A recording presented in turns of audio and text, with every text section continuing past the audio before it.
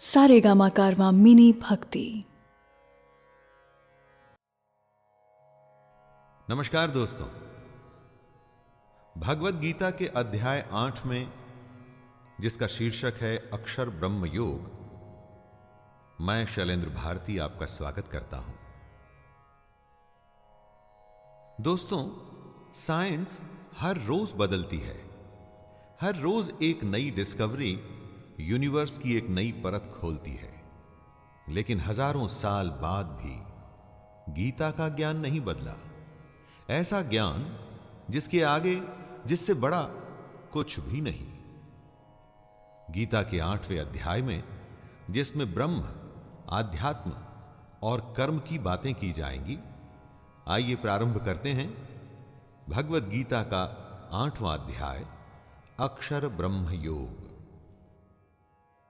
अर्जुन उवाच किं तद् ब्रह्म किमध्य आत्मं किं पुरुषोत्तमं अधिभूतं च किं प्रोक्तम् अधिदैवं किमुच्यते। न प्रश्नों की कोई कमी है और ना ही उत्तरों की। जहां प्रश्न खत्म होते हैं वहां ज्ञान पूरा हो जाता है। कृष्ण ब्रह्म, कर्म और आध्यात्म यानी कि स्पिरिचुअलिटी की बात कर रहे हैं, जो अर्जुन समझ नहीं पा रहे। कैसे समझेंगे? इन्हीं बातों को समझाने में योगी सालों साल, कितने ही जन्म लगा देते हैं दोस्तों। और बात सिर्फ समझने की नहीं है, इन सबको क्रिया में भी लाना जरूरी है। इस ज्ञान को इंप्लीमेंट भी तो करना होगा, लेकिन वो बाद में। सबसे पहले जो अर्जुन समझना चाहते हैं वो जानते हैं। अर्जुन कृष्ण से पूछते हैं, हे पुरुषोत्तम, वह ब्रह्म क्या है? आध्यात्म क्या है? कर्म क्या है? अधिभूत नाम से क्या कहा गया है? और अधिदैव किसको कहते हैं? अधियज्ञः कथं कोत्र देहेऽस्मिन् मधुसूदन प्रयाण काले च कथं ज्ञेयोऽसि नियतात्मभिः। अपने सवालों की श्रृंखला को बढ़ाते हुए अर्जुन पूछते हैं, हे मधुसूदन, यहां अधियज्ञ कौन है और वह इस शरीर में कैसे है? तथा युक्त चित्त वाले पुरुषों द्वारा अंत समय में आप किस प्रकार जानने में आते हैं? दोस्तों, अर्जुन ये जानना चाहते हैं कि जो पुरुष अपने चित्त, अपने मन को संयम में ले आते हैं, उन्हें कंट्रोल में कर लेते हैं, वो पुरुष अंत समय में कृष्ण को कैसे जान पाते हैं? ऐसा क्या होता है अंतिम समय में कि उन्हें कृष्ण का ज्ञान हो जाता है? कृष्ण का कहना है कि जो पुरुष अपने मन को संयम में लाके निष्काम कर्म करते हैं, वो एक दिन मुझे प्राप्त होते हैं। लेकिन अर्जुन का प्रश्न है, कैसे? वो कैसे होता है? अक्षरं ब्रह्म परमं स्वभावोऽध्यात्ममुच्यते भूत भावोद्भव करो विसर्गः कर्म संज्ञितः। अर्जुन के सवालों का उत्तर कृष्ण देना शुरू करते हैं। सबसे पहले वो बताते हैं कि ब्रह्म क्या है। ब्रह्म है परम अक्षर। अक्षर का अर्थ होता है अक्षय, यानी कि जो खत्म ना हो, जिसका नाश नहीं होता। उसके बाद कृष्ण आध्यात्म की परिभाषा बतलाते हैं। अपनी आत्मा के स्वरूप को जानना ही आध्यात्म है। और फिर कृष्ण बताते हैं कि कर्म क्या है। भूतों के भाव को उत्पन्न करने वाला जो त्याग है, वह कर्म नाम से कहा गया है। हमारे अंदर हमारे स्वभाव की वजह से अलग अलग इच्छाएं पैदा होती हैं दोस्तों। इन इच्छाओं के त्याग को ही कर्म कहते हैं। इसे आप कर्म की फिलॉसॉफिकल एक्सप्लेनेशन की तरह भी समझ सकते हैं। अधिभूतं क्षरो भावः पुरुषश्चाधिदैवतं अधियज्ञो हमेवात्र देहे देहभृतांवर। कृष्ण अर्जुन के प्रश्नों का उत्तर देते हुए इस श्लोक में बताते हैं कि अधिभूत, अधिदेव और अधियज्ञ क्या है। वो सारे पदार्थ जो खत्म हो जाते हैं, नष्ट हो जाते हैं, उन्हें अधिभूत कहा जाता है। यानी कि सारी दुनिया ही अधिभूत है। और जो अक्षर होता है, जिसका कभी नाश नहीं होता, वो अधिदैव है। कृष्ण कहते हैं, हे देहधारियों में श्रेष्ठ अर्जुन, इस शरीर में मैं वासुदेव ही अंतर्यामी रूप से अधियज्ञ हूं। दोस्तों, हमारे अंदर जो महापुरुष छुपा बैठा है, लेकिन अज्ञान की वजह से हम जिसे नहीं जानते, वो महापुरुष यानी कि कृष्ण ही यज्ञों का अधिष्ठाता है। अंतकाले च मामेव स्मरन् मुक्त्वा कलेवरं यः प्रयाति स मद्भावं याति नास्त्यत्र संशयः। मन में कृष्ण को बसा के बस अपना कर्म, अपना कर्तव्य निभाना है, ये कहा है कृष्ण ने। जो ऐसा करता है उसे कृष्ण प्राप्त होते हैं और वो कृष्ण को प्राप्त होता है। अर्जुन ने सवाल किया था कि अंत समय में जो आपको याद करते हैं, उनको आप कैसे समझ में आते हैं। उसी का उत्तर देते हुए कृष्ण कहते हैं कि जो पुरुष अंतकाल में भी मुझको ही स्मरण करता हुआ शरीर को त्याग कर जाता है, वो मेरे साक्षात स्वरूप को प्राप्त होता है। इसमें कुछ भी संशय नहीं है। यम यम वापि स्मरन् भावं त्यजत्यन्ते कलेवरं तं तमेवैति कौन्तेय सदा तद्भाव भावितः। हमारा जन्म एक सेविंग्स अकाउंट की तरह ही चलता है। हमारे किए हुए कर्म, अच्छे और बुरे, दोनों ही उसमें जमा होते हैं और घटते भी रहते हैं। जन्मों का यही हिसाब किताब हमारे अगले जन्मों की रूपरेखा को भी रचता है। कृष्ण कहते हैं, हे कुंती पुत्र अर्जुन, यह मनुष्य अंतकाल में जिस जिस भी भाव को स्मरण करता हुआ इस शरीर को त्याग करता है, उसे वही प्राप्त होता है, क्योंकि वो सदा उसी भाव से भावित रहता है।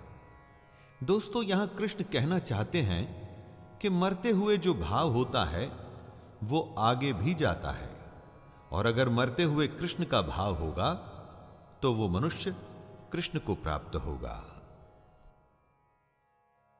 तस्मात् सर्वेषु कालेषु मामनुस्मर युद्ध च मय्यर्पित मनो बुद्धिर् मामे वैश्यस्य संशयम्।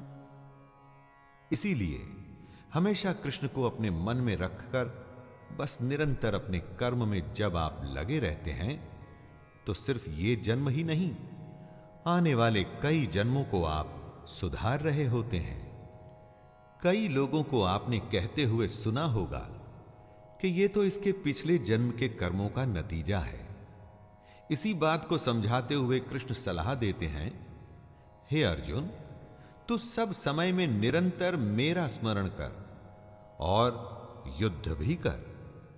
इस तरह अगर अर्जुन हमेशा अपने मन और बुद्धि में कृष्ण को रखेगा, तो एक दिन वो निसंदेह कृष्ण को ही प्राप्त होगा। अभ्यास योग युक्तेन चेतसा नान्यगामिना परमं पुरुषं दिव्यं याति पार्थानुचिन्तयन्। कृष्ण अभ्यास यानी प्रैक्टिस को बहुत बड़ा मानते हैं। इसीलिए वो कहते हैं कि योग आसान नहीं, उसका अभ्यास करना पड़ता है। और योग करते हुए यह भी ध्यान रखना पड़ता है कि आपका चित्त कहीं श्री कृष्ण से हटकर किसी दूसरी ओर न जाए। काम, क्रोध की तरह के भाव अगर आपके मन में आए तो आपका योग वहीं उसी समय खत्म हो जाएगा। फिर आप अपना कर्म, अपने कर्तव्य को नहीं निभा पाएंगे।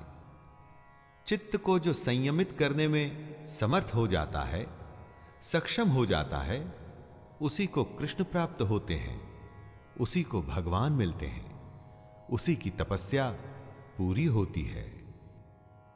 कविं पुराणमनुशासितारं अणुरणीयांसमनुस्मरेद्यः सर्वस्य धातारमचिन्त्य रूपम् आदित्यवर्णं तमसः परस्तात्।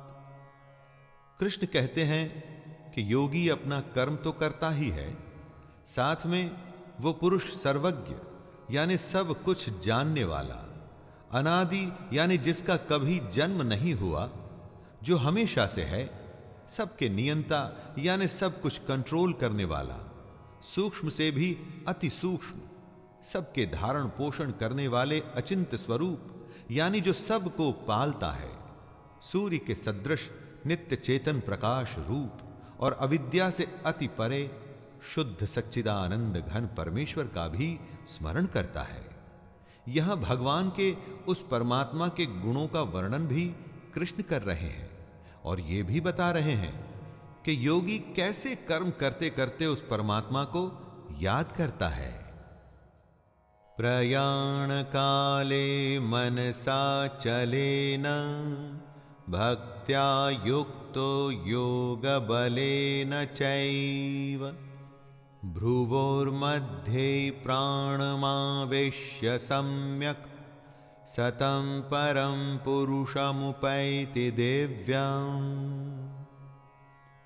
योग करते हुए अपना ध्यान हमें अपनी भ्रुकुटियों के बीच में यानी कि आईब्रोज के बीच में रखना होता है। दोस्तों, वो पुरुष जिसके मन में भक्ति है, जो अपने कर्म करता है, और वो पुरुष जब अंतकाल में अपने योग बल से भ्रुकुटी के मध्य में प्राण को अच्छी प्रकार स्थापित करके फिर निश्चल मन से स्मरण करता है, तो वो पुरुष दिव्य रूप परम पुरुष परमात्मा को ही प्राप्त होता है।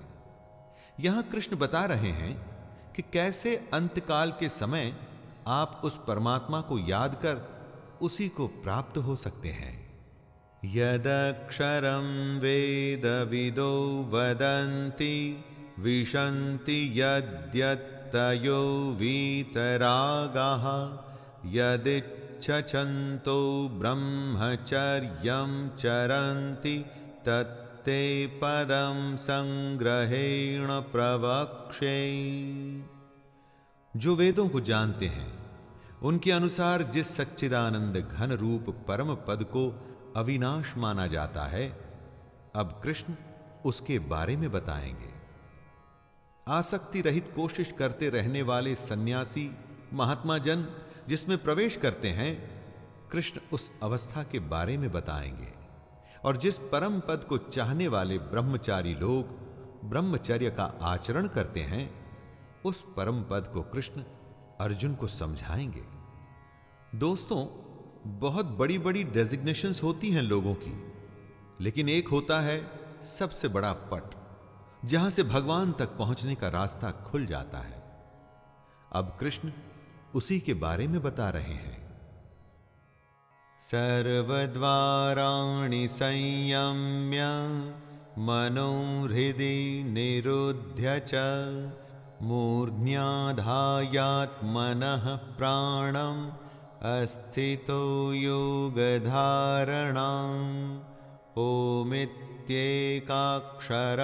ब्रह्म व्याहरन् मामनुस्मरन् यः प्रयाति त्यजन् देहं स याति परमां गतिम्।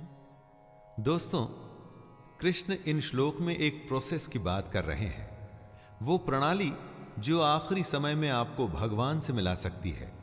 जरा ध्यान से सुनिएगा। सब इंद्रियों के रास्तों को रोककर और मन को हृदय के एकदम अंदर में स्थिर करना है। ऐसा करने के बाद उस जीते हुए मन द्वारा प्राण को मस्तक के बीच में स्थापित करना है। भगवान से जुड़ी योग धारणा में स्थित होकर जो पुरुष ओम अक्षर रूप ब्रह्म को उच्चारण करता हुआ और मुझ निर्गुण यानी बिना गुण वाले ब्रह्म का चिंतन करता हुआ शरीर को त्याग कर जाता है, कृष्ण कहते हैं कि वह पुरुष परम गति को प्राप्त होता है। अनन्य चेता सततम यो मां स्मरते नित्यशः तस्याहं सुलभः पार्थ नित्ययुक्तस्य योगिनिः। प्रेमी प्रेमिका को आपने बहुत बार ये कहते हुए सुना होगा कि तुम्हारे सिवा मेरे दिल में और कोई है ही नहीं। कृष्ण भी कुछ ऐसा ही करने को कह रहे हैं दोस्तों, बस फर्क यह है कि प्रेम कृष्ण से ही होना चाहिए। सुनिए कृष्ण अर्जुन से क्या कहते हैं। हे अर्जुन, जो पुरुष मुझ में अनन्य चित्त होकर सदा ही निरंतर मुझ पुरुषोत्तम को स्मरण करता है, उस नित्य निरंतर मुझ में युक्त हुए योगी के लिए मैं सुलभ हूं, अर्थात उसे सहज ही प्राप्त हो जाता हूं। जिसके चित्त में कृष्ण के अलावा और कोई नहीं, कृष्ण उसी को प्राप्त होते हैं दोस्तों, किसी और को नहीं। यहां कृष्ण से मतलब उस परमात्मा से है जिसकी आत्मा हम सब में है। मामुपेत्य पुनर्जन्म दुःखालयम शाश्वतम् नाप्नुवन्ति महात्मानः संसिद्धिं परमां गताः। ब्रह्मा का एक मोमेंट हमारे कई सालों के बराबर होता है, इसीलिए हमारे जन्म को, धरती के इस जीवन को क्षण भंगुर कहा जाता है और साथ में इसे दुखों का घर भी कहा जाता है। परंतु जो कृष्ण का स्मरण करते हैं, अपने कर्म को निष्काम तरीके से करते हैं, अपने कर्तव्यों को निभाते हैं, उन्हें ही परम सिद्धि मिलती है। और ऐसी परम सिद्धि मिलने वालों को कृष्ण महात्मा जन कहते हैं। कृष्ण कहते हैं, ये महात्मा जन मुझको प्राप्त होकर दुखों के घर एवं क्षण भंगुर पुनर्जन्म को प्राप्त नहीं होते। यानी कि जिनको सच पता चल जाता है ना दोस्तों, सिद्धि उन्हें मिल जाती है, फिर वो पृथ्वी के इस क्षण भंगुर और दुख भरे जीवन में दोबारा नहीं आते।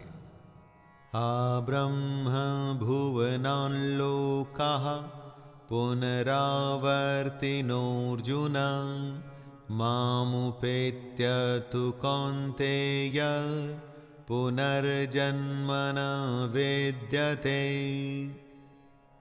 ब्रह्मा की दुनिया हो या हमारी ये धरती, ये सब लोग पुनरावर्ती हैं, यानी कि इनका खत्म होते ही शुरू होना भी तय है।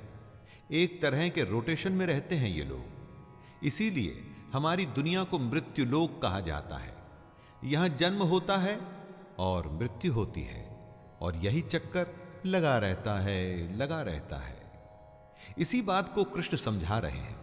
वो कहते हैं, हे कुंती पुत्र, मुझको प्राप्त होकर पुनर्जन्म नहीं होता, क्योंकि मैं कालातीत हूं और ये सब ब्रह्मादि के लोक काल द्वारा सीमित होने से अनित्य है। जो कृष्ण को प्राप्त हो जाता है दोस्तों, वो दोबारा जन्म नहीं लेता। ये सबसे बड़ी समाधि, सबसे बड़ी सिद्धि, सबसे बड़ा योग है। कृष्ण को प्राप्त हो जाने से बड़ा कुछ भी नहीं। सहस्रयुग पर्यन्तम् अहर्यद् ब्रह्मणो विदुः रात्रिं युग सहस्रान्तां तेहोरात्र विदो जनाः। दिन बदलते हैं, मौसम भी बदलता है, और इसी तरह से काल बदल जाते हैं। काल आते हैं, जाते हैं, और एक सिलसिला चलता रहता है। हमेशा का एक चक्कर है जिसमें हम सब फंसे हुए हैं। जिसमें हम सब फंसे हैं वो झूठ है। जो ज्ञान हमको हासिल करना है वही तो सत्य है। कृष्ण कहते हैं कि ब्रह्मा का जो एक दिन है उसको 1000 चतुर्युगी तक की अवधि वाला जानो, और रात को भी 1000 चतुर्युगी तक की अवधि वाला समझो। दोस्तों, हमारी और ब्रह्मा की दुनिया में समय का बहुत बड़ा फेर है, और इसी को काल कहते हैं। जो पुरुष इस बात को तत्व से जानते हैं वे योगी जन काल को समझते हैं। अव्यक्ताद्व्यक्तयः सर्वाः प्रभवन्त्य हरागमे रात्र्यागमे प्रलीयन्ते तत्रैवाव्यक्त संज्ञके। जब ब्रह्मा का दिन शुरू होता है तो सारी दुनिया अस्तित्व में आ जाती है, और ब्रह्मा की रात होते ही वापस ब्रह्मा में विलीन हो जाती है। जब ब्रह्मा का दिन शुरू होता है तो हम सब अपनी अव्यक्त बुद्धि के साथ इस दुनिया में आ जाते हैं। अव्यक्त इसलिए कि ज्ञान हमारे अंदर छुपा है, उसे जगाना है, उसे जानना है। ब्रह्मा के दिन रहते रहते अगर इस समय में हमें विद्या ज्ञान हासिल हो जाता है तो हम इस जन्म मृत्यु के चक्कर से बच जाते हैं, वरना ब्रह्मा की रात आते ही दुनिया खत्म हो जाती है और हम ब्रह्मा में ही लीन हो जाते हैं।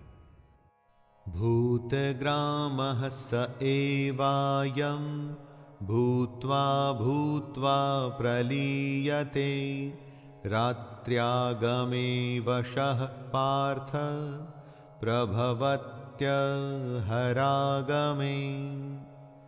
ब्रह्मा के एक दिन का मतलब होता है 1000 युग, जो लगभग 4.32 अरब साल बनते हैं। बहुत कुछ सुना है हमने कि यह दुनिया कैसे लाखों साल पहले शुरू हुई। कहते हैं कि सूर्य भी अपना आधा जीवन बिता चुका है। तो ब्रह्मा की आंख खुलते ही दिन शुरू होता है और भूत समुदाय जन्म लेता है, यानी कि एक नया ब्रह्मांड जन्म लेता है, और फिर अरबों सालों के बाद प्रलय या किसी भी वजह से यह दुनिया खत्म हो जाती है और दोबारा बिग बैंग यानी कि ब्रह्मांड विस्फोटक से शुरुआत होती है, और यह क्रम निरंतर चलता रहता है। परस्तस्मात्तु भावोऽन्यो व्यक्तो व्यक्तात् सनातनः यः स सर्वेषु भूतेषु नश्यत्सु न विनश्यते।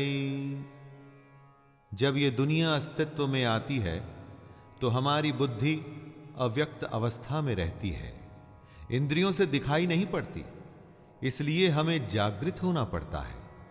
ज्ञान हासिल करने के लिए योग और कृष्ण का आसरा लेना पड़ता है, लेकिन इस अव्यक्त बुद्धि से भी परे जो है वो है सनातन अव्यक्त भाव। ये सनातन अव्यक्त भाव ही कृष्ण का धाम है। ये भाव भी हमारे अंदर ही छुपा होता है दोस्तों, बस हमें इसे जगाना होता है, इसे पहचानना होता है। ये भाव अविद्या में अचेत यानी कि अनकॉन्शियस होता है, और विद्या आ जाने से कॉन्शियस हो जाता है।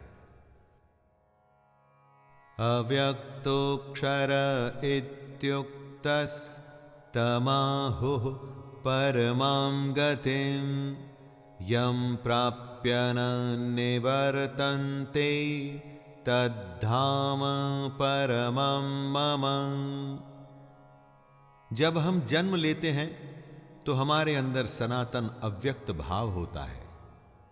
इसी बात को कृष्ण समझाते हुए कहते हैं कि ये जो अव्यक्त है ना, इसे ही अक्षर नाम से पुकारा गया है। इसी अक्षर नाम के अव्यक्त भाव को परम गति कहते हैं। हे अर्जुन, इसी सनातन अव्यक्त भाव को प्राप्त होकर मनुष्य वापस नहीं आते, वही मेरा परम धाम है। दोस्तों, अपने अंदर इसी छुपी हुई भावना को पहचानना होता है। योग का जब हम अभ्यास करते हैं, ध्यान लगाते हैं, अपने कर्मों को निष्काम होके करते हैं, तो वो सब इसी भाव की पहचान के लिए करते हैं। इसको यदि हम आसान शब्दों में कहें तो ये कि अपने अंदर छुपे हुए कृष्ण को पहचानिए। पुरुषः सपरः पार्थ भक्त्या लभ्यस्त्वनन्यया यस्यान्तः स्थानि भूतानि येन सर्वमिदं ततम्। ये जो पूरी दुनिया है, सारे भूत हैं, जितने भी जीव और निर्जीव हैं, ये सारे उसी परमात्मा में से आए हैं। जो भी हमको दिखता है ये उसी परमात्मा का ही रिफ्लेक्शन है। और अगर ऐसे परमात्मा को हासिल करना है तो सिर्फ अनन्य भक्ति से ही हो सकता है। अनन्य भक्ति यानी कि ऐसी भक्ति जिसमें आपके श्रद्धेय के सिवा आपके मन में, आपके चित्त में और कोई नहीं हो। कृष्ण ऐसे परमात्मा को पाने का रास्ता बताते हुए कहते हैं कि आपकी भक्ति लगातार और सच्ची होनी चाहिए। जीवन में कोई भी ध्येय अगर पूरा करना है तो उसके लिए भी तो यही रास्ता है दोस्तों, लगातार और सच्ची लगन। यत्र काले त्वनावत्तिम आवृत्तिम चैव योगिनः प्रयाता यान्ति तं कालं वक्ष्यामि भरतर्षभ। जिनको इस जन्म में ज्ञान हासिल हो जाता है, जो अपने अंदर के परमात्मा को पहचान जाते हैं, उनका पुनर्जन्म नहीं होता दोस्तों। लेकिन जो ऐसा नहीं कर पाते, उनका फिर से बार बार जन्म होता रहता है। हम किस समय अपनी देह को त्याग रहे होते हैं, उसका भी बहुत बड़ा महत्व है। इसी समय, काल और मार्ग को समझाते हुए कृष्ण हमें बता रहे हैं कि शरीर का त्याग करते हुए किन किन बातों का ख्याल रखना चाहिए। आपको याद होगा कि कैसे भीष्म पितामह बाणों की सेज पर लेटे रहे और सही समय आने पर ही उन्होंने अपने शरीर का त्याग किया था।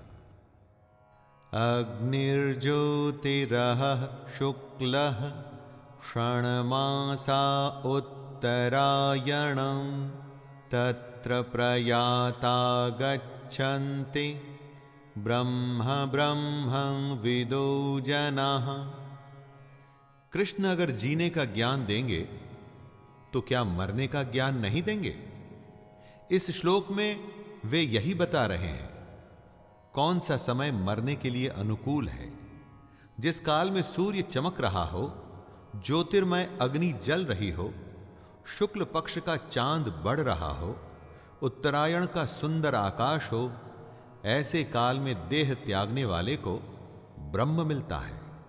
जो ऐसे समय में अपनी देह त्यागते हैं, मृत्यु को प्राप्त होते हैं, उनका पुनर्जन्म नहीं होता। दिन रोशनी, ज्ञान और विद्या का प्रतीक है। शुक्ल पक्ष निर्मलता से जुड़ा हुआ है। अग्नि को ब्रह्म तेज का प्रतीक माना गया है। धूमो रात्रिस्तथा कृष्ण षण्मासा दक्षिणायनं तत्र चांद्रमसं ज्योतिर्योगी प्राप्य निवर्तते। कृष्ण जीने के साथ साथ मरने का भी सलीका सिखा रहे हैं। कौन से काल में मृत्यु उत्तम नहीं होती है, इसी बात को वो बता रहे हैं और कह रहे हैं कि जिस मार्ग में धूमाभिमानी देवता हैं, अर्थात यज्ञ की अग्नि तो हो लेकिन धुएं से ढकी हो, धुआं फैल रहा हो, रात्रि अभिमानी देवता हो, मतलब रात का समय हो, तथा कृष्ण पक्ष का चंद्रमा क्षीण हो रहा हो और दक्षिणायन के 6 महीने हो, उस मार्ग में मरकर गया हुआ सकाम करने वाला योगी पुनर्जन्म लेता है, अर्थात उसको दोबारा जन्म लेना पड़ता है। वो योगी जन्म मरण के चक्कर से मुक्त नहीं हो पाया है।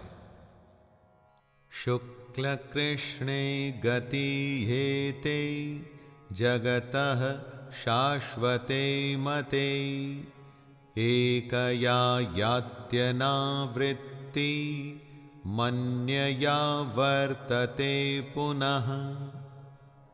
जगत के ये दो प्रकार हैं, शुक्ल और कृष्ण। एक में चंद्रमा बढ़ता है और दूसरे में घटता है। शुक्ल पक्ष में गया हुआ योगी फिर नहीं आता, उसे वापस नहीं लौटना पड़ता, उसको परम गति प्राप्त होती है। और कृष्ण पक्ष में जब कालिमा हो और प्रकाश क्षीण हो, ऐसे समय में गया हुआ योगी वापस आता है, अर्थात जन्म मृत्यु को प्राप्त होता है।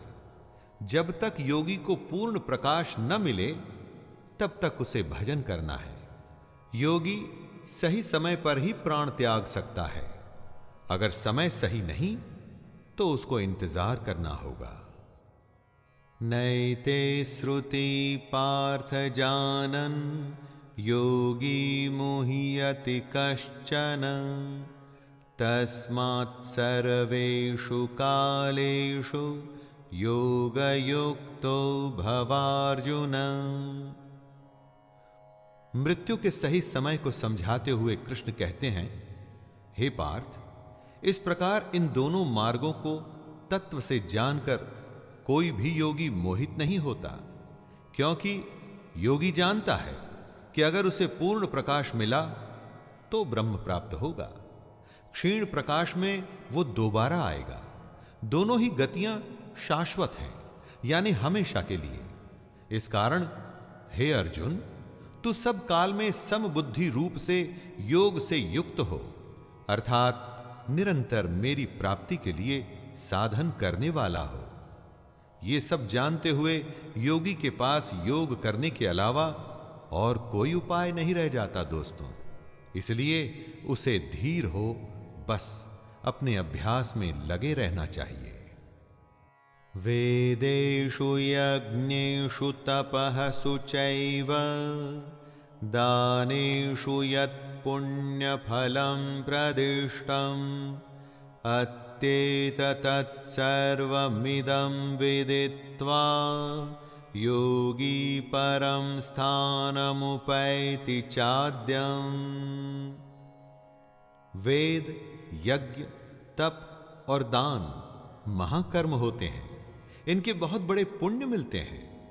लेकिन कृष्ण कहते हैं कि जो योगी पुरुष इस रहस्य के तत्व को जान जाते हैं, वो वेदों के पढ़ने तथा यज्ञ, तप और दानादि के करने में जो पुण्य फल कहा जाता है, उन सब से भी आगे निकल जाते हैं और सनातन परम पद को प्राप्त होते हैं।